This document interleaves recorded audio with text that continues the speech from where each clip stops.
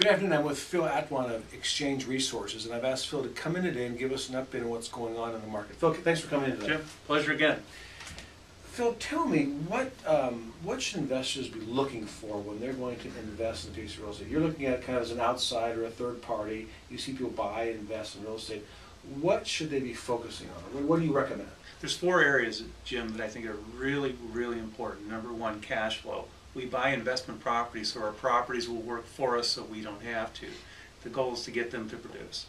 Number two, we want a write-off. We want something to help us tax-wise, because most of us feel that taxes are going up and not down, and the government's trying to take more of our cash flow.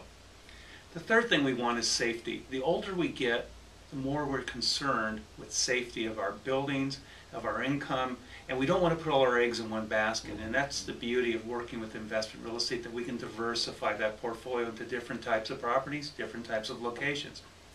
And lastly, not only do we want to have the cash flow, we want to write off the asset, we don't even want to pay cash for it, we want to leverage it to get into it, but we also want it to be worth more in the future, which is wonderful with investment real estate. We could actually take the cash, write it off, and watch it go up slowly but surely over time. And that's mainly what I found that myself as an investor and other investors look for. Okay. What can someone do right now to take advantage or prepare themselves to take advantage? Let's say the prices have bottomed right now, and they come into you and say, Phil, I'm thinking about going into investment real estate. What do you recommend that they do to prepare themselves so that they maximize the opportunity? That's a really good question. Number one is start looking.